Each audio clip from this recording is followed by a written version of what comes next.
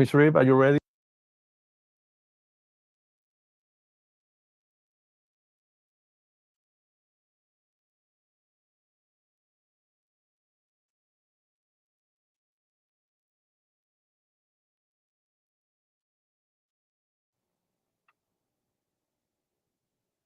Good evening, and welcome to the second mini-series of the mini summit with the Office of the Tenant Advocate. My name is Johanna Shreve. I am the Chief Tenant Advocate for the agency, and we welcome all tenants in the District of Columbia and others to this very, very important topic this evening. We have a great panel of experts that will talk to you about utilities tonight and the charges that you might be receiving.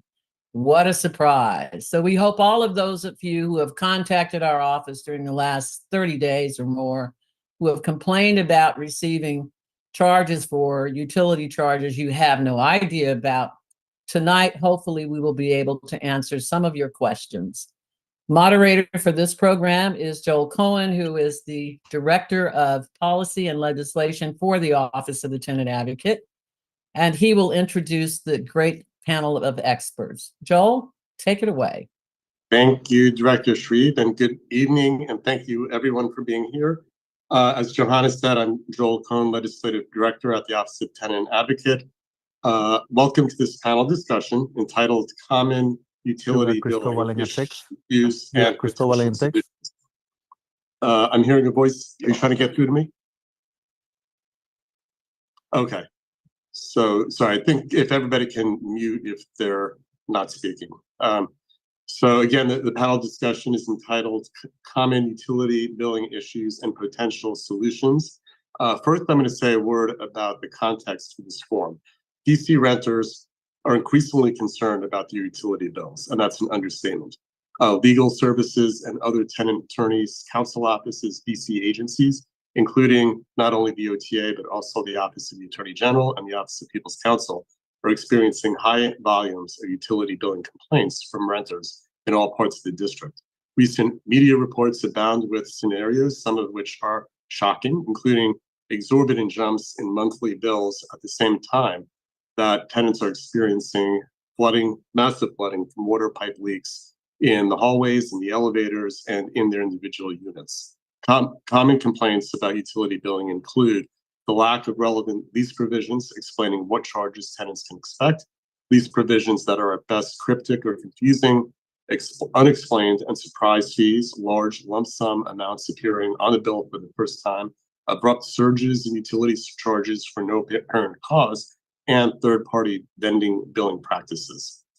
The goals of this panel discussion are to identify utility billing problems that are the most common and most acute, to review currently applicable laws and regulations and major gaps in the law, to discuss potential new legislative, regulatory, and perhaps programmatic solutions, and then to address your questions and concerns. The goal is also to inform specifically legislation that OTA is developing in consultation with the Committee on Housing, chaired by Councilmember Robert White. Today, we received word from Councilmember Allen's office that he also is working on relevant legislation. So OTA expects to be working with Councilmember Allen's office as well. To discuss these issues, we are fortunate to have with us a talented and expert panel. Nicole McEntee, Program Analyst in OTA's Education and Outreach Branch. Brian Rohal, Senior Staff Attorney at DC Legal Aid. Adam Carlesco, Assistant People's Counsel in the Office of the People's Counsel. Emily Barth, Assistant Attorney General at the Office of the Attorney General. And Joey Trimboli, my colleague in the OTA's Policy Branch, who is Legislative Counsel. The run of show will be as follows. First, Nicole for OTA and Brian for DC Legal Aid will discuss common concerns among tenants about their utility bills. Then Adam for OPC and Emily for OAG will discuss utility billing complaints from their agency's perspectives, the limits of currently applicable law, and also ideas they have about how we can enhance tenant protections. Finally, Joey for OTA will speak to the currently applicable laws and regulations and gaps in the law and legislative ideas that OTA is working on. Each panelist will have up to 10 minutes for the presentations. As time permits, within the first 60 minutes, we'll ask the panel to raise any additional points they'd like to make or engage in discussion or Q&A with each other. We'll reserve 30 minutes for the audience Q&A period. We ask that you please submit the questions in the chat anytime during the first 60 minutes of the presentations. And please let us know which panelists or panelists you'd like to respond to your question. Nicole from our Education Outreach branch will pose the questions in the chat to the panelists during the Q&A. So with that, let's get started. And first, I turn it over to you, Nicole. Yes, thank you, Joel. My name is Nicole McEntee, and I am part of OTA's Education and Outreach Division. And the primary goal for the Education Outreach team is to talk to tenants on the ground about what they're experiencing and what's going on in their communities. So we go out and talk to tenant associations, and through these meetings and these discussions we've had, we've come to realize the importance of this problem of these utility issues. So I just want to paint the picture for everybody here tonight about what we're hearing and seeing from tenants. So we're increasingly hearing over the past, several months to year about utility complaints, especially from units that are non-rent controlled. And what happens is when tenants are looking to move in, they ask the leasing agent, what will my utilities cost me? And the leasing agent says, oh, it'll be $60 a month, give or take, right? And so the tenant signs a lease, and the lease has what's called a utility addendum with some language that might be a little bit confusing to the tenant, but the leasing office sort of says, oh, don't worry about it, right? So the tenant signs, they think they understand this utility addendum, which mentions something about the utilities that the tenant needs to be paying. So often the tenant will have to set up their own electricity, and yet then they find out that they're also being billed for common area electricity for the community, which is a bit confusing to the tenant because they are also paying a separate PEPCO bill. So for the first couple of months when the tenant moves in, the charges seem reasonable. And then suddenly they start to see increases in utility charges. And in some cases, it's double what they've been paying before, just enormous, astronomical utility numbers that they were never expecting. So they go to the leasing office and they say, leasing office, why are we being charged these fees? And the leasing office says, well, there's complicated math involved with determining how much exactly your fees should be. And we use this complicated formula and divide the number of occupants in your unit and the square footage of your unit by the number of occupied apartments in the building. And just give this sort of outrageous formula for the tenants to have to decipher. Or worse, they say, sorry, tenant, I can't talk to you about that. You have to contact the third-party billing company. Who then, says, sorry, we don't know. You have to contact your management company. So they really can't get these charges explained in a comprehensive way. They look like they're coming out of nowhere. They're double sometimes the fees that they'd been paying before. And sometimes arbitrary amounts are passed on to tenants because, the management company determines that certain percentage of common area electricity should be passed on to tenants, and the management will pay the rest. So this is a common experience that a lot of tenants are having. And at renewal, tenants find that they're forced to agree to additional utility charges, sometimes like technology fees that they didn't agree to before, but in order to renew their lease, they're required to sign a new utility addendum with strange new charges. Or common area fees or HVAC fees. So they're finding that these fees are just added on at the renewal. And then sort of the most egregious example that we've found, and it's sort of a positive story, is that we went out to a group of tenants who all have the same management company. So it's 4 or 5 buildings with the same management company. And all of these tenants were facing incredibly high utility charges. So the tenants organized together and actually had several meetings and decided to create a sort of multi-property tenant association. And that tenant association demanded that the management take a look at these utility fees and explain what these charges were. So, to their credit, the management company decided to halt those utility charges and put a pause on those fees being due. And they investigated. And they found out that they had mapped the utilities incorrectly when they set up the utilities for these brand new apartments. So it turned out that the way the utility charges were being mapped around these properties, tenants were accidentally paying for utility fees for some of the retail spaces because they had shops and restaurants under these apartments. So management found that out and told tenants and refunded those charges. So that is kind of a success story in the sense that tenants were able to organize effectively and across several different buildings, all in the same sort of area with the same management company, and demanded changes. And management found out that they had made an error and corrected it. So, if that happened at this one group of buildings, nothing's to say it's not happening elsewhere in the city. So, how many others are experiencing the same issue?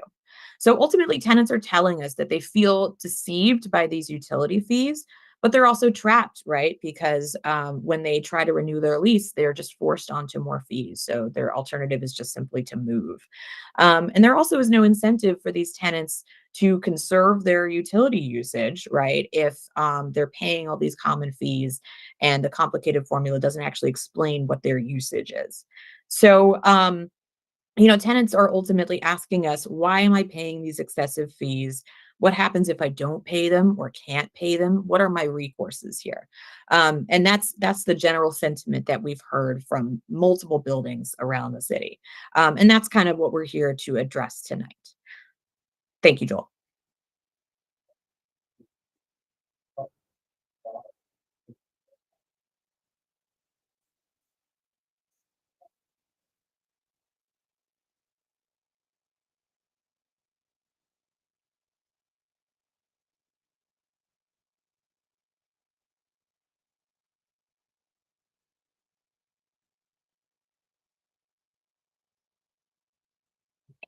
I had trouble unmuting. My apologies. Brian, it's all yours. Please take it away. Thanks, everyone. My name is Brian Rohall. I'm a senior staff attorney at Legal Aid DC. I'm going to share some slides because I think it's a little more interesting to look at slides than just stare at my face for the entire time. Hopefully the slide shows up. I have been asked, I am a housing attorney at DC Legal Aid, and my job tonight is to speak to you about utilities issues, but I kind of want to at least start off. I mean, Legal Aid, of course, as many of you know, is the largest civil legal services organization in the city. We do a number of different areas of work, including public benefits, housing, consumer. But I just kind of want to start with a connection here, right? I'm a housing attorney. I don't regulate utilities. I don't deal with utilities issues directly with like accounting issues. So why am I here? It's because what we are seeing as a problem in the housing, in the eviction defense world, is an increasing number of cases for eviction based on failure of tenants to pay utilities. So I want to start with an explanation of what that problem really means and how it plays out for tenants, and then how a failure to pay utilities or a dispute over a utility bill can lead to a loss of housing, which is, I think, a unique situation, and one of the only times that somebody can really be evicted for failure to pay a consumer debt. And I'm going to circle back to that theme here in a little bit. But in the eviction context, a failure to pay utilities is filed against a tenant as an eviction case, the same way that failing any lease violation, such as smoking in your apartment or having a dog in your apartment when you're not allowed to. You have 30 days, you're given a notice to cure that problem. And if you don't cure that problem in those 30 days, the landlord can then proceed to court and potentially obtain what's called a non-redeemable judgment, meaning that even if you later catch up on all those utility bills, the fact that you did not do it within that 30-day cure period leaves you subject to being evicted. This is unlike non-payment of rent. In non-payment of rent, a tenant has the right to catch up in all the rent, redeem their tenancy, save themselves, and stay as long as they catch up anytime before the marshals show up to perform an eviction.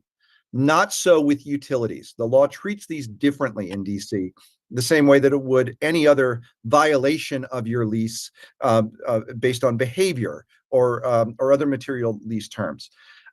This becomes very important, even though in practice, some judges will take pity, right? They will feel sympathetic and choose equitably out of a sense of fairness to only grant that redeemable judgment, to give the tenant a chance to catch up. But the law does not require them to do that. That really does prey upon the equitable sense of what the judge feels in the moment. They're empowered to make that change. But the tenant is at risk of this from the moment they receive that notice. If they don't pay up on those violations or pay up on that unpaid utility debt within 30 days, they are subject to truly losing their housing.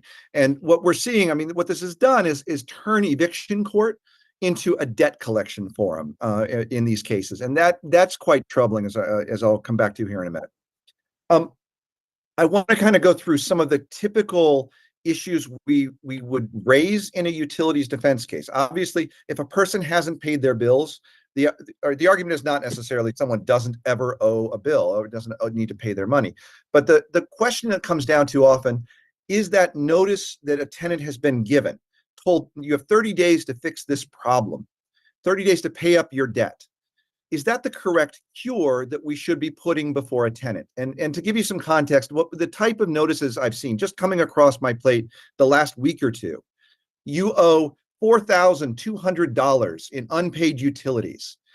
You must pay within 30 days. And by the way, if you're a voucher holder and you owe zero rent because you have no income, no affordability, no variation here. $4,200 within 30 days, or that's it, proceed to eviction. Our argument we have been putting forward to the court in these cases is that is not the correct legal cure that landlords should be putting forward to tenants. If a tenant has failed to pay utilities in the past, then if they have violated their lease for failing to pay those past utilities, then the cure in 30 days or in the next, whatever the next monthly billing cycle is to pay that next month's bill. It should not be to pay up $4,200 because the landlord sat back and waited, sometimes for a year, 2 years, for that billing to accumulate, maybe out of kindness, maybe not. I don't know why they're waiting. But if they put this forward on a tenant and give them 30 days, the cure should be something that's attainable to the tenant. If their violation has been not paying the monthly bill, then the next month they pay the bill and they've come back into compliance with the obligations they've committed to as a tenant. The landlord could then, of course, go after them through, for that past due balance through some other debt collection action where there are significant procedures and protections for tenants already, but not proceed on this back balance that's accrued. So that's one major issue that we're seeing. We're trying to raise. It is not a settled issue of law. And as we may come to in discussion, I would ask that might be something we consider as a legislative or regulatory change to be made. Another issue that comes up when we think about these large balances that tenants are seeing and given 30 days simply to come current on this large balance owed, is that there is a regulation that requires very clearly that anytime a tenant is told that they have violated their lease and must cure it, that alleged violation must have occurred in the 6 months before the notice is delivered to them. But in some of these cases where people are seeing utilities of bills of $4,000 come up, sometimes they weren't even receiving those monthly bills and suddenly it's sprung on them all at once. We're finding that those bills are a year or more old. There's a significant amount of time that's gone on. And arguably that is not, more than arguably, I believe this is very clear, and we've had judges rule in this favor, that springing old debt on a tenant and suddenly requiring them to pay up in 30 days violates that regulatory framework that says 6 months is the maximum. And then finally, this issue that I raised just a minute ago, the issue about redeemable judgments, that preys right now upon the judge to give the tenant the right to cure and catch up if more than 30 days have gone by. That should not be what the law is. It should be required that similar in non-payment of rent, that if this is a money issue, that the tenant should be provided the same opportunity to cure as if it were rent. I mean, to these landlords that are collecting this money, it's a single ledger they're keeping. Money is fungible, right? If money comes into the landlord, is at times distributing in their own sense. They're claiming the right at times to say this goes to that bill, this goes to that. If the tenant has the right to pay up the rent late, the tenant should additionally have the right to pay up the utilities late. So those are some of the defenses we're seeing. And then to this issue of I've mentioned it several times, the separate debt collection practice. There are a number of consumer protections that are out there in situations where where any citizen of DC has a debt that's coming after a credit card debt, any other sort of consumer debt that someone has. There are a series of debt collection protections that were passed just recently and codified there in the statutory provision I have on the screen, which include a lot of notice provisions, a lot of limitations on the way in which a person can be contacted, and a way in which a creditor can communicate about debt collections. That when someone comes through landlord-tenant court, those protections in some ways don't seem to as transparently apply. We have recently had a decision from the court that is starting to connect those protections over in non-payment of rent cases, and I believe it is on that same principle that this debt collection law should apply to the notices that are sent to tenants when they are told that their utility bills have not been paid up in full. But those notices, those disclosures have not been appearing on those notices. And this is again, seems to be a circumvention, getting around this protection that was created to protect consumers who have debt, and allow what we're seeing is landlords that seem to be almost executing or acting on this special privilege they seem to have, that because the debt is connected to the lease, that they don't seem to feel like they are subject to those same protections. I do believe they are, and I think that we're going to see that in some cases they may be held more accountable as we see these things litigated more often. But I think that a more transparent approach through policy, through legislation, through regulation, showing that connection and the expectation that any debt collection practice was still, even through landlord-tenant court, should still be subject to those same protections. And similarly, there are protections under the Consumer Protection Procedures Act, sometimes called the CPPA, that also here come up with possibly with bad billing practices, that where landlords could be subject to liability under those protections as well. And then there's some other issues that come up that tenants are limited by, with this non-redeemable judgment at stake, being given 30 days to catch up on the entire balance. There's a question out here: how do tenants challenge the billing that they're being provided if they don't have a direct relationship with these billing companies all the time? If someone's receiving a bill for HVAC services, right, and they're also paying the Pepco bill, and they think that they're being double billed, but they don't have a direct relationship with this landlord's billing company, how can they challenge that? They could simply not pay, the same way you might not pay your rent. But then, as we said, the law currently doesn't allow for a redeemable judgment. They're subjecting themselves, if they're wrong and they actually owe that money, they might be found to be liable and then be evicted solely because they had an honest dispute about the billing. And this is something where tenants are quite vulnerable and often feel threatened, and they feel they simply have no choice but to pay. And similarly, the utility assistance programs that are out there that the city provides, quite helpful programs, great benefits to tenants who have utility bills in their own name. Many of those programs are not available to tenants where the utilities are in the landlord's name or in this third-party billing company's name. And sometimes the utility assistance that might even be provided is not provided in a way that directly applies to those specific tenants and goes to the benefit of the building, but doesn't actually go to the tenant themselves that needs it. So these limitations create some real barriers for tenants seeking that assistance. So that's kind of my rundown of what we're seeing in housing court. I do want to just kind of, while I have the mic, I want to kind of put up here on the screen, any tenants who are watching who do have these issues coming up and want to speak directly with a lawyer who can speak to their own interests, their rights. I have here on the left side of the screen our Landlord Tenant Legal Assistance Network. That phone number 780-2575 is available, live answered, and connects folks with lawyers. We also, legal aid has some walk-in information, so that's on the screen as well. And I will at this point turn it back over to Joel.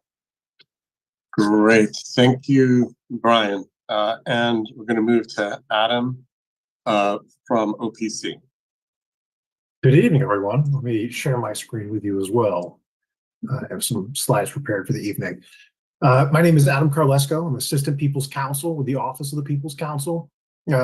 OPC is the statutorily designated advocate for all DC ratepayers for utilities. And in doing so, we represent ratepayer interests through not just direct representation in disputes, but also through ensuring fair rates at the Public Service Commission and providing a level of oversight for water, which does not fall under the Public Service Commission. So we handle everything gas, electric, water, and landline telecommunications. And I think kind of the crux of where we come in as it relates to tenant issues, what was hinted at by Brian a little bit, in that we largely at OPC represent and are able to help homeowners and those who have a direct, what we call privity of contract with the utility. In this instance, that's a direct legal relationship between the customer and the service provider, such as Pepco or DC Water. And however, that does not include tenants in multifamily buildings that are served by third-party billers. And so this makes for a significant problem because tenants do not have a direct contract with the utility providers. We have had a number of people who have had significant issues or bill disputes that they would like to raise in multifamily buildings, and we are unable to help them. While DC Water, if you are a tenant in a single-family residence, you may have the ability to become a customer of record and pay bills and receive bills. That is largely for an individually metered single-family unit. This does not work in the instance of a large building that is employing third-party billers by the landlord. And so a number of these companies operate throughout the district, and they exist in something of a regulatory gray space. They do not fall under the Public Service Commission because they provide more of a financial service to landlords than an actual provider, a utility provider sort of situation. And so oftentimes tenants don't really have that appeal right. And these billers you can't go to the Public Service Commission to dispute this. And OPC oftentimes cannot help in those instances. And so one of the big things that we've noticed is that almost all of these instances fall for multifamily buildings. And in DC, the Public Service Commission has made it illegal for sub-metering within large multifamily buildings. The idea behind that is largely they do not want third parties essentially selling electricity beyond the meter run by the utility. And in the instance of having individual sub-meters in a large apartment complex, this opens up the opportunity for landlords to essentially become their own service providers in a sense by passing electricity from the master meter for the building into individual sub-meters and then setting their own prices accordingly. And so I think one thing to make clear with this is that there's a distinction between an individual meter, which is established by the utility and set up outside of your residence. Some people may notice them if you live in a row home or single family home and you receive gas, they'll have a meter sticking along the side, a large metal box. You can see it tick off every single hour.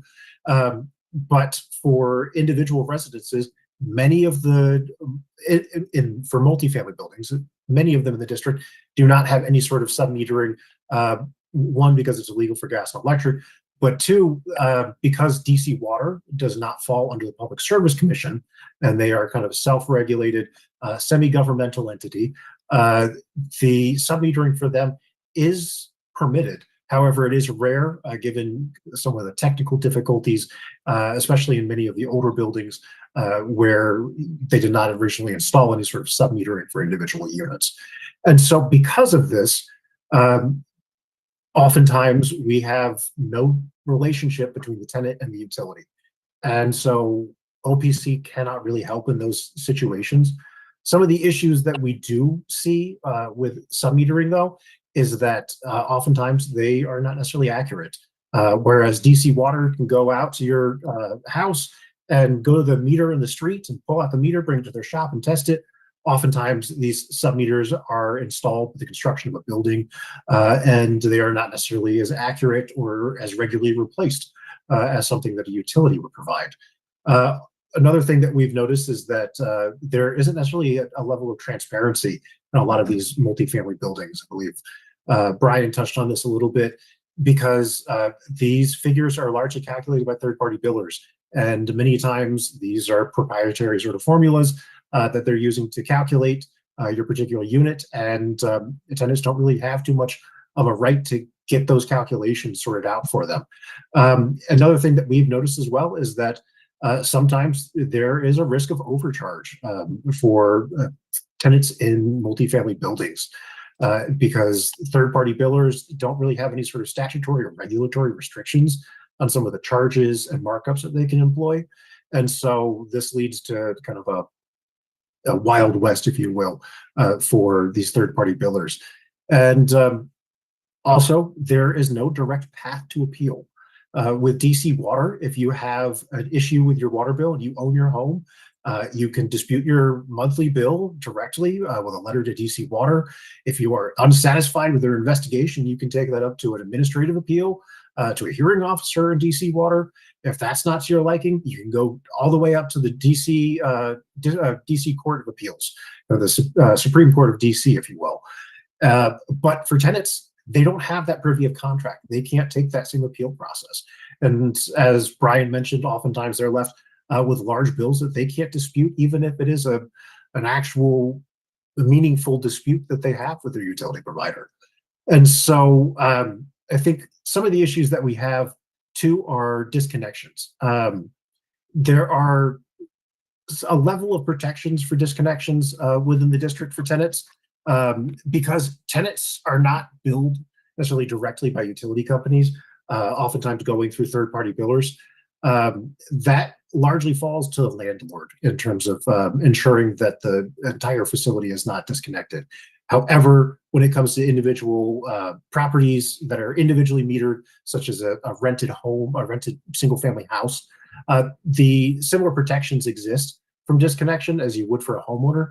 And oftentimes with the consent of the landlord, renters within that situation are able to become listed as third parties on bills. They can receive bills, they can pay bills, they can dispute bills, and are treated not dissimilar from many of the customers who own their homes outright. And however, these, as I mentioned, these protections don't necessarily apply to those who are customers of third-party billers and large residents. So it's important to kind of ask if you are either renting a single-family home or in a larger building for clarification on from your utility and your third-party biller as to what these rates are, what their figures are, how they've calculated your things, to ensure that you're not being overcharged, especially in the instance of a third-party biller. And so one of the big things that OPC is at least hoping for with this forum and future discussions is to try and get similar protections for renters as there are for homeowners. And so what we're looking at in terms of the current regulatory landscape for utility billing is that the Public Service Commission does not extend to these third-party billers. And so we've noticed a number of gaps. These billers do not have to apply to the same rules that utilities have to when it comes to consumer protections. They don't necessarily have an appeal process for individual customers. And oftentimes they don't really have the same, I guess, clarity requirements that the other utilities do, either DC Water or those that are regulated by the Public Service Commission. And so OPC has identified a number of gaps that we could really use some stronger rules and laws within the district to protect customers of third-party billers. And so it's important for tenants to, as was mentioned earlier in the discussion, try and organize associations amongst buildings, speak to council members, and try and move towards a greater regulation and transparency of this relative regulatory gray space. And so some of the recommendations that OPC has based upon our kind of what we've seen within our outreach with, I guess, our outreach and intake of consumer complaints, because anytime that there's utility complaints, oftentimes we're the first line for people to come to. And many times, unfortunately, we have to turn away third-party billers or customers of third-party billers because we lack that authority to represent them the same way that we do for homeowners. And so some of the things that we've noticed that could be worth implementing within statute or regulations is requiring itemized bills from third-party billers. Currently, there doesn't seem to be very clear regulation or laws on the books that dictate them to describe what their usage details are, any sort of fees that are listed, or any process for disputes. Those are largely absent on a lot of bills. Another aspect is to limit fees. Currently, third-party billers can apply a variety of different fees to bills, and it can be masked. And so I think providing a limit on those is of the utmost importance. Providing cost transparency that requires landlords and billers to fully explain how they're making these calculations within their bills, within the rental agreements, I think would be a large step in the right direction to make a more equitable landscape for tenants. I think another one that we've noticed and had some complaints about as well is public housing. So this was mentioned before, a number of people who are recipients of vouchers, they often don't necessarily have a full understanding, or it's not necessarily made clear to them, either by some communication error or because of a lack of translation into a native language, since DC is such a cosmopolitan place, that they are sometimes unaware that they are responsible for utilities of the property that they are renting, because their voucher covers housing and there is not necessarily clarity in what they're responsible for. I think another one, and this I think goes more to the Public Service Commission and I guess to DC Water as well, is for tenants to be able to use sub-metering within larger buildings and allow single-family homes to receive and pay utility bills. Oftentimes, at this current moment, you require the consent of the landlord to be listed as a third-party recipient of bills, and we think that should be expanded to a certain extent. We have an instance case. We spoke with a tenant this afternoon who actually had a $4,000 bill, and they are currently in dispute and lawsuits, and they have restraining orders with their landlord, and their landlord has allowed their water to be shut off. And it has been a whole rigmarole trying to address this issue because they are, despite being in a single family home, unable to receive their bill, unable to get set up on a payment plan the same way that a home would. And I think lastly, there is no complaint process that's in place for third-party bill recipients. You, as I mentioned before, with DC Water, have a very clear statutorily and regulatory outlined path to appeal any sort of bill disputes. And there are multiple layers that you can go through. There's nothing along those lines for third-party bill recipients.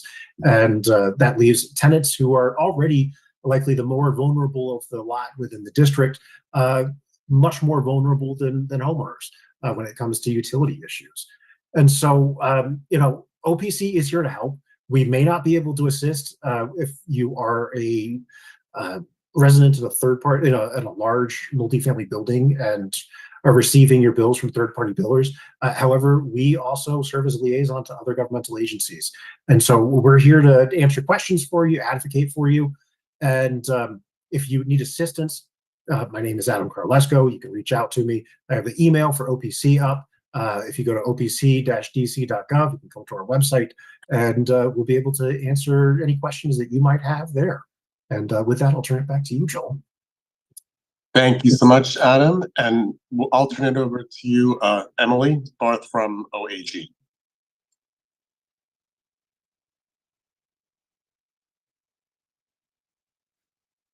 Great, thanks, Joel.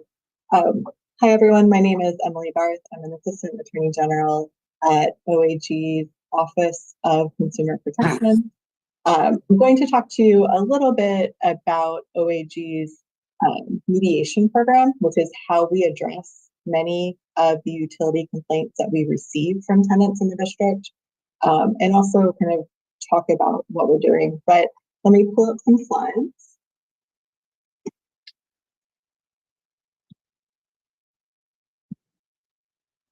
Okay.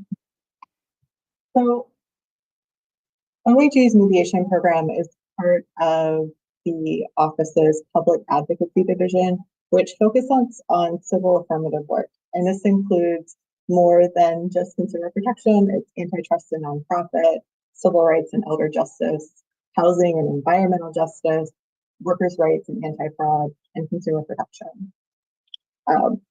OAG has several consumer protection tools, including litigation. We enforce the Consumer Protection Procedures Act, which you've heard talked about tonight, the CPPA.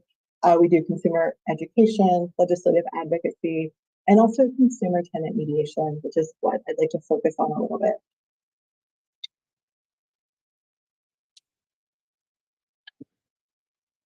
So what does OAG mediation do? It is unlike court-ordered mediation. Our goal is to try to resolve consumer and tenant complaints without the need to go to court. And for our purposes, under the CPPA, a consumer or a tenant is also a consumer. So I'm going to use consumer and tenant here interchangeably. It is a free service. We can try to help when the consumer or tenant is a DC resident or the business is located or headquartered in the district. This is not a legal service. We would direct you to legal aid or the landlord tenant legal advocacy network, some of the resources that were shared earlier. So we don't provide legal advice. We don't provide individual representation or comment on whether we think the submitted complaint is good or bad. And it's voluntary. Like traditional mediation, both sides, the consumer and the business, must choose to engage. So we can't force or compel an outcome.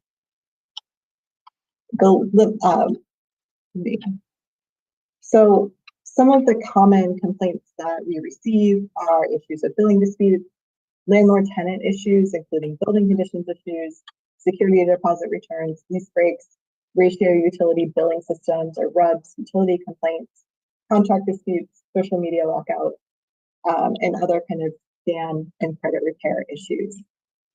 There must be a consumer merchant transaction, which includes landlord-tenant issues, as I mentioned earlier. We also focus on priority issues, which include utility issues. And those include when we hear from tenants who live in the district that their utility has been shut off and it is the landlord's responsibility to pay for that utility, or there is an impending risk of a utility shut off that is the landlord's responsibility and not the tenant's. And we prioritize those issues for all of the basic utilities, including non-working air conditioning or heat, when it's the landlord's responsibility, by hopefully receiving those calls to our consumer hotline and reaching out to the responsible party the same day. We also prioritize financial scans and progress. There are some things we can't help with. We operate under the umbrella, the very broad umbrella of the Consumer Protection Procedures Act, must meet the jurisdictional requirements that I mentioned below. The person has to be a DC resident, or the business must be located or headquartered in the district. There has to be a consumer merchant transaction, which means we can't assist with business to business issues, even if it's a small business owner. We're happy to help and get involved if you have representation, but we do need your lawyer's express permission to help you. And again, we don't do, we can't give legal advice. So OAG does have the authority to enforce the DC Consumer Protection Procedures Act. And the DC CPPA is a wonderful statute, but it is a broad remedial statute. And it is designed to protect consumers from unfair, deceptive acts and practices. And it does include landlord-tenant transactions. And it does apply for like in most scenarios in the RUBS or ratio utility billing services context.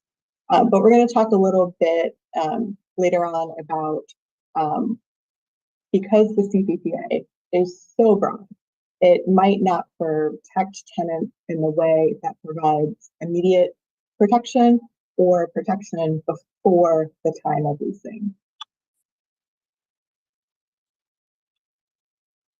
So the CPPA, again, very broad. It provides a non-exhaustive list of prohibited trade practices, but the very broad categories include deceptive conduct, unfair conduct, and unlawful conduct.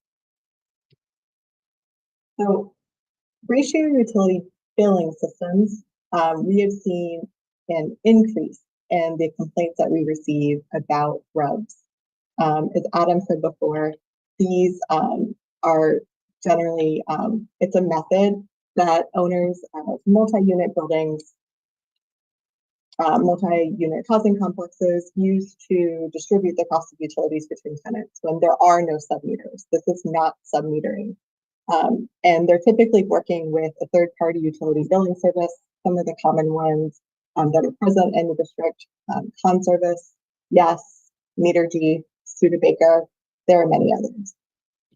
What RUBS does is it divides up the bill from the master utility meter to all the tenants of the building based on some sort of algorithm or calculation. And generally that's based on the square footage of the individual unit, the number of tenants that occupy the unit, or some combination of both. And it is becoming an increasingly common solution when older buildings do not have submeters for utilities, or new construction is built without submeters or direct meters and tenant units to save costs. But as we've seen from the complaints that we've received, and as Nicole alluded to earlier, issues have arisen with a lack of transparency in the billing and allocation process. And more recently, we've seen issues with common area utility billing. So generally, the use of RUBs is typically disclosed in the lease or the utility addendum, but lease and kind of pre-lease disclosures at the time of tenant application vary widely in how specific they are and what is disclosed to the tenant. Other fees associated with RUBs, like administrative fees, service fees, other fees that could be labeled any name that are usually low dollar fees, are also typically made in the lease or utility addendum series.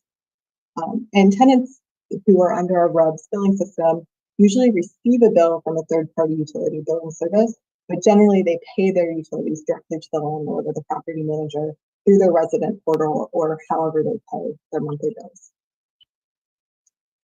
Some of the common tenant concerns that we've heard with RUBs, which are completely non-exhaustive, is that the lease and pre-lease disclosures are not clear and specific. Folks who have never rented in a building that uses a ratio utility billing system may have no idea what utilities are billed by a third-party service provider mean. The billing process itself, as far as what methodology is used, is not transparent. And this means that tenants can't meaningfully budget from month to month, especially with the assessment of common area utilities, because RUBs can also be for utilities in your individual unit and increasingly in the common area of these multi-unit buildings as well. And this creates a lack of trust about the billing process. So one way that we have seen other jurisdictions, including our neighboring jurisdiction of Maryland, address RUBs concerns is by passing legislation concerning RUBs and what specific disclosures must be made about RUBs to tenants at the time of the tenant application. Maryland in June of 2022 enacted RUBs legislation, and Minnesota also recently enacted legislation surrounding RUBs and submetering that's set to go in effect in January of 2025. Both of these passed with bipartisan support and no opposition, and even had the support of each respective state's multi-housing associations, which represents landlords and business owners. Because It's important that tenants, I think on the back end, some of the things that we've seen with some of the complaints is tenants who enter into these leases with RUBS have found that they can't afford the monthly rent, can't afford to pay utilities, and having clear disclosures up front is both good for the tenants, but also I'd imagine saves time for the landlord and property managers as well. They want to stay rented, rent out their units. They don't want to be. Maryland's law is, I think, kind of instructive to one way DC may address bringing more specific tenant disclosures and protections in the RUBS situation. And so Maryland's law requires landlords to provide disclosures to protect their tenants in writing. This is a non-exhaustive list, but it requires a copy of the last utility bills issued to the landlord, a description of the method that will be used, average monthly bill for all the dwelling units and the residential property in the previous calendar year by utility, the tenant right to inspect utility records retained by the landlord, that any information regarding additional fees and charges are provided to the tenant up front, and also to provide a citation to the specific loan. It also includes a provision that the landlord's failure to disclose any of these provisions to the tenant makes their ability to collect under RUBS unenforceable, which is like a very, very compelling way to get landlords to comply with this law.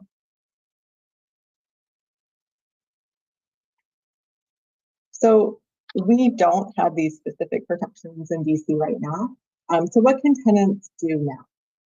If you are a prospective tenant, reading your lease very carefully before signing it and being on the lookout for these sorts of disclosures, making sure you understand what exactly you're responsible for when it comes to your utilities and how they will be billed is very important.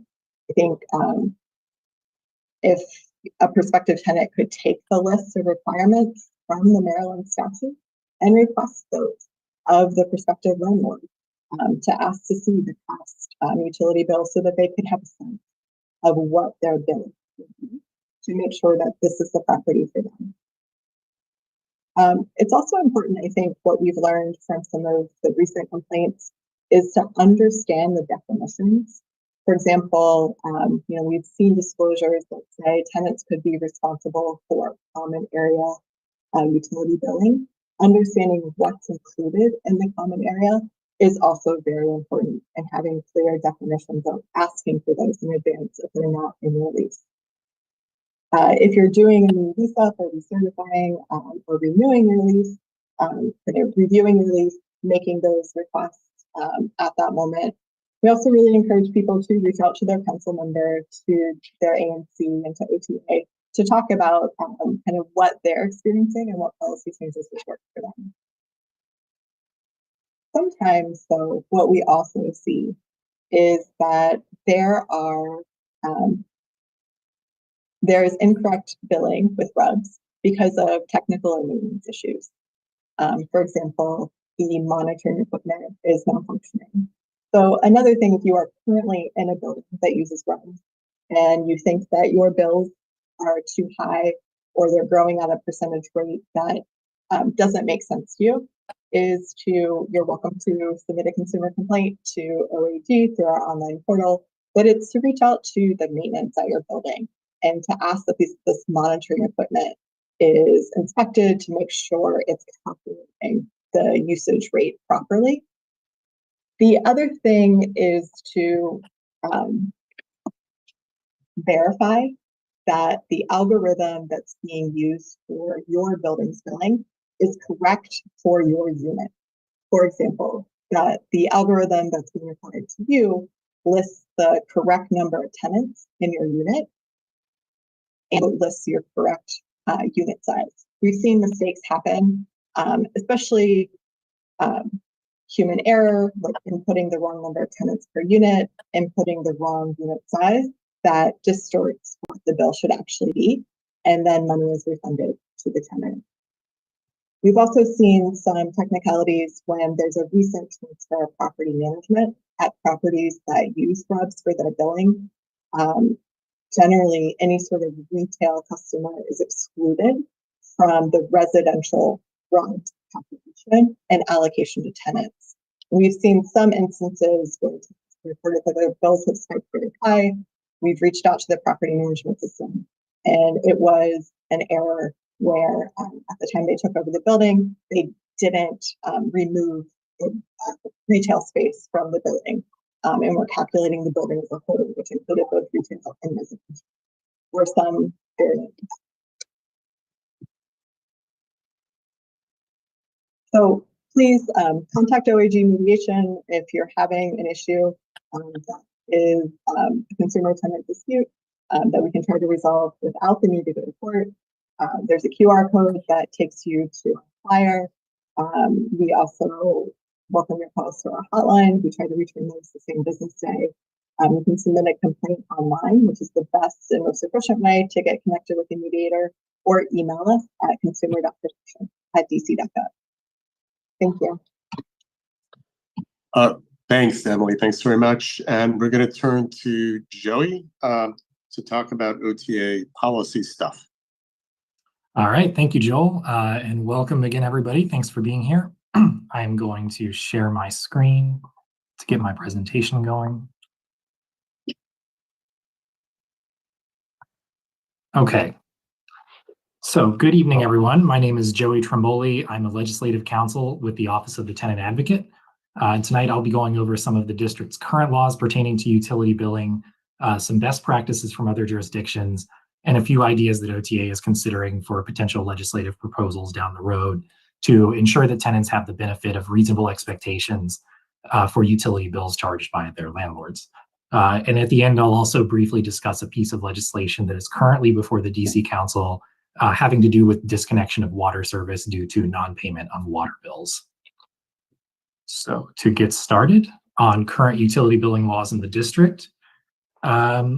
So with respect to a tenant's ability to pay a utility bill and to get on the utility account where a landlord has failed to pay the bill, and thus the tenant wants to prevent the disconnection of that utility. On water, whoops. Let me just minimize this here so I can see my slide. Okay, so with respect to water, where a landlord fails to pay a water bill that is in the landlord's name, DC Water may place the account in the tenant's name if it is deemed practicable by the mayor/DC Water. And then in terms of electricity and gas, similarly, but framed a little bit differently, the utility provider may not shut off service for the landlord's failure to pay the bill without first notifying the tenant of the opportunity to have the service placed in the tenant's name, again, where practicable. And in this case, amounts paid by the tenant per such an arrangement may be deducted from the rent. So these provisions could theoretically help a tenant to avoid disconnection of these utilities for non-payment where the landlord, was the one responsible for paying the bill and failed to do so. However, at least in the case of water, I would note this is not an ideal solution for at least a couple of reasons. First, of course, the tenant would then need to pay the water bill themselves once they have been placed on the account. And the landlord is not necessarily going to have decreased the rent accordingly, right? If the tenant's utility costs were otherwise included in the rent, or the water costs rather. And second, my understanding is that it is rarely deemed practical, as per the statutory language quoted here, for DC Water to place the bill in the tenant's name. And of course, in the case of both of these provisions, we have that where practicable or deemed practicable language, which gives the utility provider the wiggle room such that the tenant should not necessarily rely on being able to take over the utility account if they're in danger of a disconnection due to the landlord's failure to pay. And regarding the water piece, I'll just note that this issue would be largely addressed by legislation currently before the council that I will highlight at the end of my presentation. So next, as Adam discussed, a landlord may not install its own private submeters to measure usage of electricity or gas in order to bill the tenant accordingly. And this means the actual usage measurements are going to be done by the utility provider itself with one or more meters, whether that's a master meter for the building or individual meters for each unit. And accordingly, as I note here, the landlord still may have units that are individually metered by the utility provider. And in that case, the meters are installed and monitored by the utility provider, and the tenant would have a direct contractual relationship with that provider. So this next provision is from the tenant screening law, and may have some applicability to utility billing concerns. So before requesting any information or fees from a prospective tenant as part of tenant screening, in other words, during the application process, a housing provider first has to notify the prospective tenant of, among other things, the amount and purpose of each fee or deposit, whether mandatory or voluntary, that may be charged to a tenant. And this is likely of questionable benefit to the tenant per utility bills. The use of the words fee and deposit may not apply to monthly utility charges that are likely to vary according to usage of the utility and also according to the landlord's method of allocating those costs to the tenants. In any event, I would say I believe this provision could reasonably be read to require a landlord to inform a prospective tenant about additional fees associated with utility billing, like administrative fees that might be charged by a third-party billing company that the tenant's going to see on a monthly basis. So this law is relatively new, and I'm not sure if those kinds of fees are in practice actually being disclosed as a result of this provision here. And just one more note. Well, first I'll do this slide actually before I do the one more note. So in the rent control scenario, where the landlord newly wishes to switch from including utilities in the tenant's rent to instead doing any of the following: individually metering the utilities, sub-metering, which again can only lawfully be done in the case of water and is rarely done, or using a RUBS formula, as Emily described, for utility billing. So in the rent control situation, to accomplish this, the landlord first has to file a services and facilities petition for approval by the Rental Accommodations Division, or RAD, at DHCD.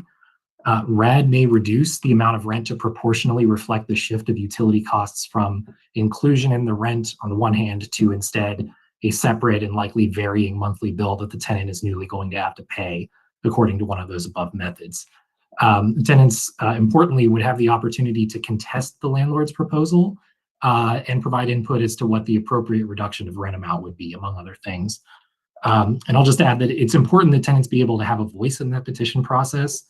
For example, in a past services and facilities petition we're aware of, where the where the landlord is going to switch from utilities included in rent to tenants paying utilities separately, the landlord proposed only a $2 decrease in the rent to go along with the tenants newly paying the bills separately.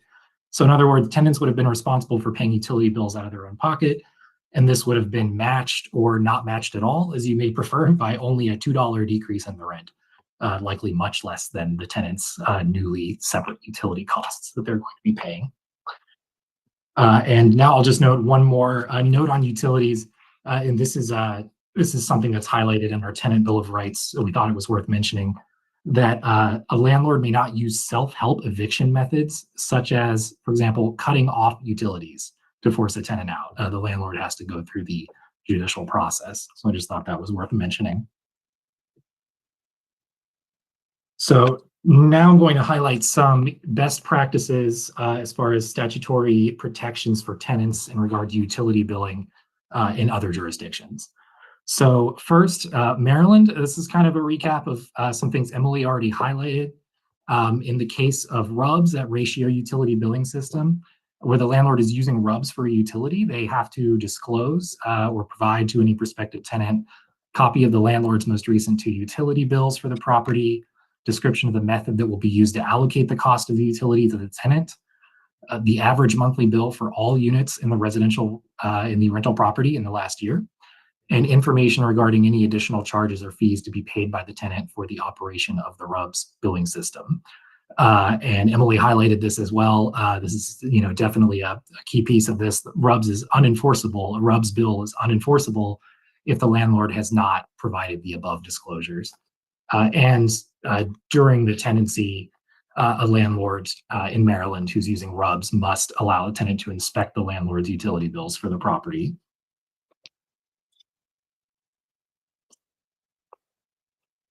Okay. Moving on, next, Virginia. A couple of interesting provisions in Virginia. Late fees on utility payments are limited to $5 max. And the landlord is required to maintain adequate records regarding energy submetering equipment, energy allocation equipment, water and sewer submetering, or a ratio utility billing system, or RUBS. And the landlord must permit tenants to inspect or copy those records. And I believe the landlord can charge the tenant reasonable costs of making copies. And then in Oregon, utility charges and common area charges must be described separately in the lease. So that way the tenant is able to understand how much of my utility bill is coming from the common areas versus my own utility or my own unit. This one I think is really important. The landlord may only charge the tenant for utilities according to actual costs incurred by the landlord. And I think this goes with the principle that the landlord should not be profiting on its method of charging tenants for utilities. And next, I'll just describe some general ideas that the OTA is considering for possible legislative proposals down the line to provide transparency and predictability in landlord utility billing. These are some initial concepts largely borrowed from other jurisdictions, particularly the Maryland law that I sampled a few slides ago and that Emily discussed. These are focused on addressing especially certain intake scenarios we've encountered at OTA, where tenants have received utility billing, utility charges and fees from the landlord that went well beyond what they had reasonably expected when they began renting the unit, given the info that they had. So again, like in Maryland, it might be useful or prudent to require the landlord to give a prospective tenant, the time they're applying for the unit, the average utility bill for one or more units in the property over some prior period of time. Tenants may go in with some idea based on their experience of, given that it's the tenant and their partner who are going to, two tenants going to occupy the unit. The unit is X amount of square feet, and they have some idea of how much water or electricity they usually use and how much that will cost. But looking at the actual utility bills that have come from that property could alert the tenants to, maybe the appliances or systems in that building are not energy efficient, or maybe the landlord has not replaced ancient refrigerators that are highly energy inefficient. And by being able to look at those past utility bills, tenants can get an idea of if the utility billing in this property is going to be perhaps far beyond what we would normally expect with X number of tenants in a unit of X size. And again, a copy of one or more of the landlord's recent utility bills for the property, and going with that, information on the method the landlord will use to allocate the cost to the tenant, especially the RUBS formula itself that will be used to calculate the utility bill if RUBS is going to be used. So the idea with 2 and 3 there is that the tenant can take the landlord's master utility bill for the building, square footage of the unit that they're expecting to rent, how many tenants are going to be in the unit, plug that information into the RUBS formula, and get an idea of what their utility bills will be. I think in a lot of cases we've seen tenants who are billed via RUBS are given maybe a general description of what the RUBS formula is like, but not the formula itself, so that they can't do the math and check the math for themselves. Fourth, disclosure of any additional fees or charges to tenants in connection with utility billing. Tenants will often see small or maybe not so small administrative fees, fees associated with perhaps the third-party biller's costs in generating the bills for the tenant. And those should certainly be disclosed ahead of time. And then finally, how the landlord will allocate any common area utility costs to the tenant, if any. Common area utility costs are often a surprise for tenants in our experience. So lastly, I'll just highlight for your awareness, a tenant utility billing measure currently under consideration by the DC Council. This is Bill 25675, the Water is Life Amendment Act of 2024. This was introduced by Councilmember Zach Parker. So the two main pieces of this bill would be to remove DC Water's authorization to shut off water service in a residential property for non-payment of the bill, except where the water service is causing waste, abuse of the water supply, or a danger to public health or safety. And this kind of addresses that that provision I highlighted earlier, where the tenant may want to get on the water bill in place of the landlord because the landlord hasn't been paying it and the water is going to be shut off, and that's going to leave the tenant in a very bad position. So here we would just cut that possibility off and keep the water service going. And then second, tenant access to payment assistance programs. The measure would require DC Water to permit tenants to access payment plans and assistance programs that may help them to keep current on their water bills. And with that concludes my presentation, and I'll turn it back over to Joel. Thank you, everybody. Thank you, Joey, and thanks everybody for those excellent presentations. I have questions for each of the panelists, but we have 20 minutes left for the Q&A period. I didn't want to interrupt any of those important points being made. Nicole, do we have a bunch of questions maybe from the chat? We have a handful of questions from the chat. Okay, why don't we tackle those first? Sure. Yeah. So I've got one here. It says, my building is in the process of transitioning to a RUBS format for common area utilities and individual water charges. I'm wondering how this will affect tenants who are voucher holders and rapid rehousing participants. Specifically, how will or won't this affect affordability assessment, market rate assessments, utility allowances, now that a large portion of tenants' responsibilities are no longer included in base rent and can vary drastically from month to month? Okay, was that directed towards anybody in particular, or? No one in particular, just sort of general question to everybody. Okay, does anybody want to tackle that question? I'm going to be very careful. I don't want to, obviously everyone's subsidy is very different from one another, and everything can be very, very tricky. I do think that at least as far as those that are subsidy holders, every subsidy comes with rights and disclosures that are made at the beginning of the contract. The landlord generally must sign on with an agreement called a HAP, a housing assistance payment agreement, that sets out disclosures to the tenant of what their obligations are. If those obligations are changing as a result of these changes in the building, I think that raises some issues that the tenant may need to exercise or speak with their housing specialist, or maybe with a landlord tenant lawyer. I'd suggest calling the legal assistance network that I suggested. But it can be very specific, so it's just very hard to get into. I think they're very good issues, very important issues, but I think that it would be very contextual about whatever the specific subsidy is and whatever the changes are that are happening are. Okay, that sounds like a great answer. Does anybody want to add to that? Nicole, do you want to ask the next chat question? Yeah, so the next one is kind of along a similar vein, and it's generally, are there any special provisions that DC Housing Authority tenants have when it comes to how utilities are charged? That might be you again, Brian. Do you want to? Again, Go again?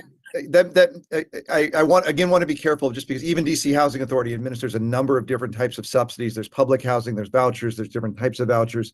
But again, I think that comes down to what that lease agreement says, what disclosures were made in the lease agreement, and what that HAP or housing assistance program has in it. So again, I would just encourage, and I'm not trying to disrupt, to not answer that question. I just think these are so individualized that I think it's important that if you want to have that issue reviewed, that you speak with an attorney. And again, that legal assistance number, 202-780-2575, and we can have an attorney speak with you about those issues.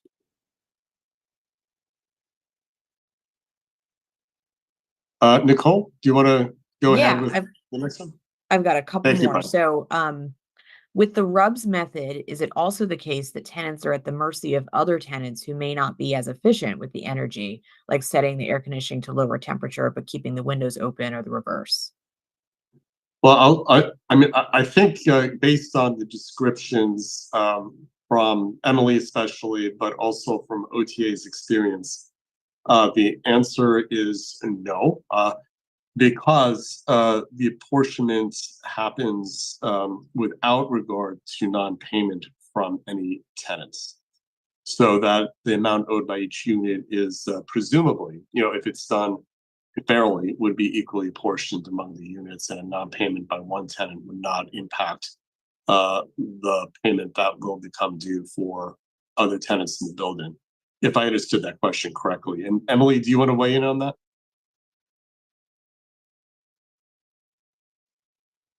I understood the question to also be asking if, like, for example, my neighbor uses more water than I do, is my bill impacted? Or if I go on a month-long vacation or I go to help family members for a month, will I have a lower bill than had I been in one?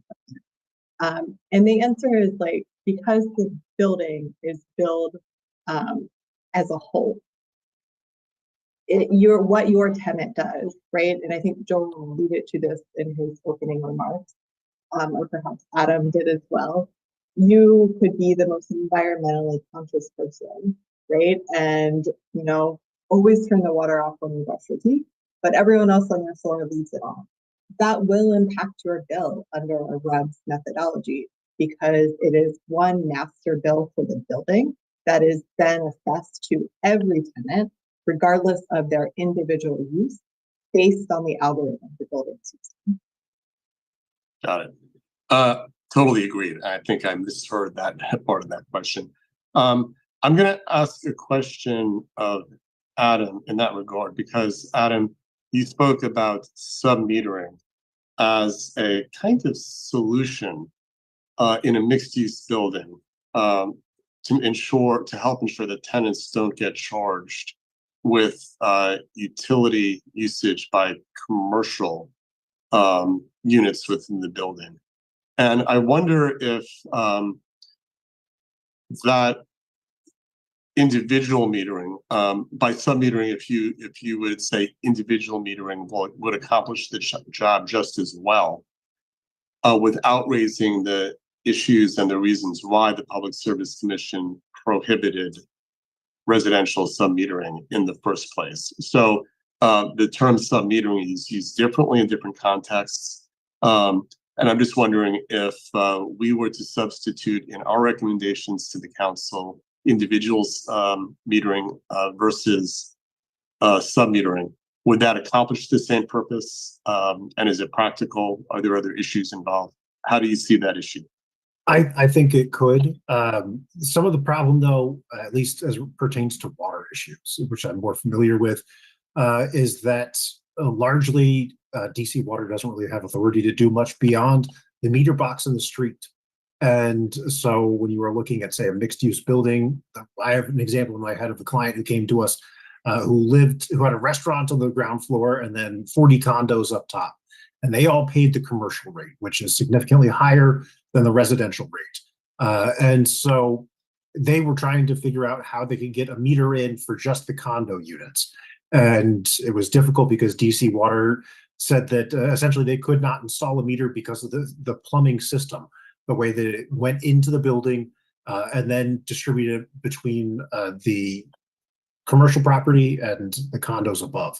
And so I think it's more of a technical issue in terms of what the utility is responsible for.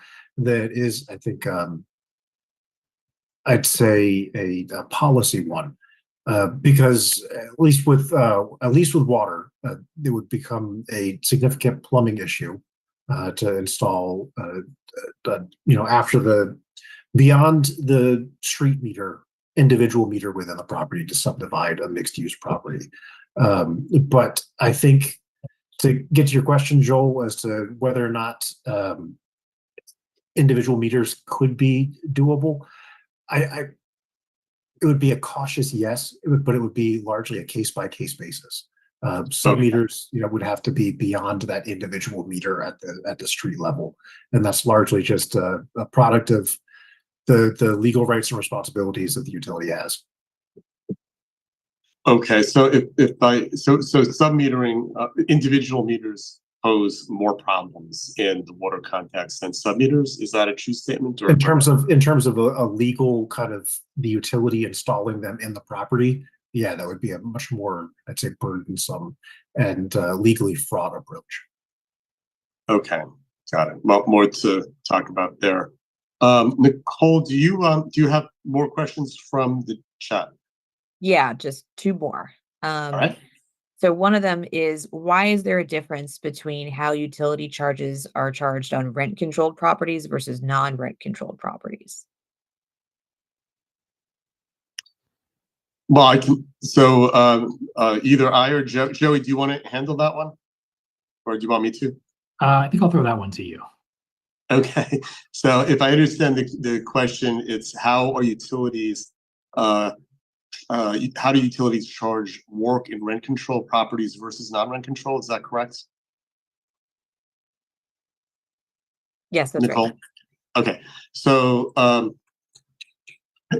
in terms of whether the building can be master metered or individually metered for gas and electricity, it works the same. The difference, and that is to say that a building can be master metered, whether it's rent controlled or not. The landlord can get one giant bill from the gas or electric utility and probably use a RUB system to apportion that large bill to the individual units. The same issues in terms of, perhaps as Emily was explaining, the concepts in the Consumer Protection and Procedures Act would apply, but there aren't very particular rules in place governing how utility charges get made and how the billing process works. So there are limitations there, but both rent control and non-rent control buildings can be moved from master meter to individual meter, and some in both categories are each master and individually metered, and that's lawful. The difference, as Joey was explaining, is that when a building is registered as under rent control, the owner has to explain to the rent administrator's office what charges and what services and what facilities are included in the rent, so that if a rent controlled building owner wants to move from master metering to sub-metering, not sub-metering, Freudian slip, sorry, individual metering, they have to file a petition called a reduction in services and facilities petition, the point of which is to reduce the rent for those rent controlled units to account for the fact that the rent is no longer going to include the amount of the utility. And that amount is going to be shifted onto the tenants, who will then have a direct, and here's where I'm going to ask for confirmation from Adam. If it's lawful, it will be individually metered, meaning those tenants will have a direct relationship with the gas or the electric utility, and they will be billed specifically. They'll have their own accounts, and they're not going through the landlord. It's an expensive proposition for the tenants, but at least the rent is being reduced if it's being done right by that owner. Adam, anything you want to say there about the individual metering part of that answer, especially? I think you covered it. Okay. Thanks. Nicole, was that the last one? I think we have time for probably 2 or 3 more questions. I've got one more question. Okay. So somebody says, my building is currently operating under the RUBS format with water and sewer, and it's very unfair to people like me who are a one-person household and we travel a lot, so we're not at home all the time. We had a discrepancy with our utility bill a few months ago due to a leak in the building, and we were charged hundreds in water and sewer. It was eventually resolved, but the following month and after that, so on, our bills have gotten higher than previous months. So is there any way to enforce this, to get the landlord to be more transparent with how the water and sewer usage is happening?